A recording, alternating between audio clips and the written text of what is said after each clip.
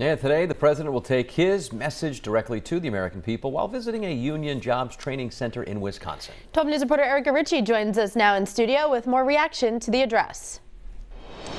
And Kate Patrick, you just saw the reaction quite visible in the halls of Congress last night. The president booed by many Republicans during his speech when he shared his version of their plans. On the other hand, though, Democrats giving him a wild round of applause when the president announced his plans to ban assault weapons. Overall, though, members of our delegation here in southern New England quite pleased with what they heard. I thought it was a great speech, strong ending, a real call to action to finish the job, continue to deliver for the American people, and thought it was terrific.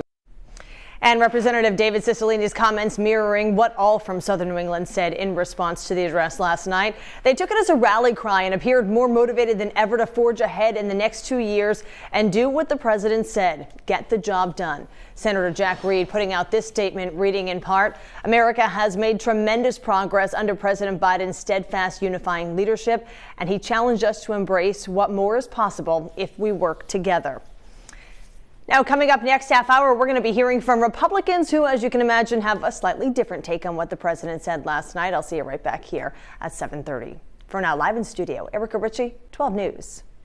President heading to Wisconsin today, meeting with union workers after focusing heavily on the economy during his speech last night. And despite criticism from the right, the president touted his accomplishments since taking office 2 years ago.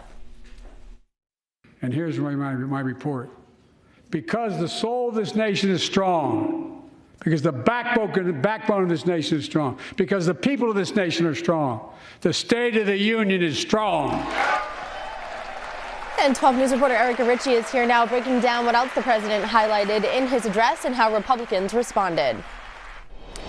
Well, his repeated mantra throughout the address, finish the job. The president urging Congress to pass an assault weapons ban, pass his immigration reform. And he said if a national abortion ban bill comes across his desk, he'll veto it. Those are just a few of the calls to action that he outlined last night, all of them coming on the heels of the president touting his accomplishments. Take a listen.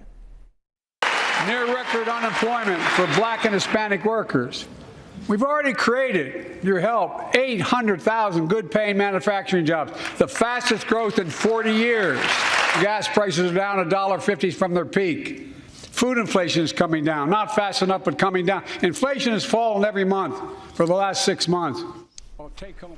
All right, so jobs in the economy, the big talking points last night, the president tying their apparent success to the $1.7 trillion infrastructure bill passed on his watch. The president throwing out a lot of numbers, percentages, dollar figures, and fact checkers quickly began debunking those along with the Republicans in their response last night. President Biden inherited the fastest economic recovery on record, the most secure border in history, cheap, abundant, homegrown energy, fast rising wages, a rebuilt military, and a world that was stable and at peace. But over the last 2 years, Democrats destroyed it all. And of course, last night's speech coming on the heels of that Chinese spy balloon being shot down over the Atlantic last week.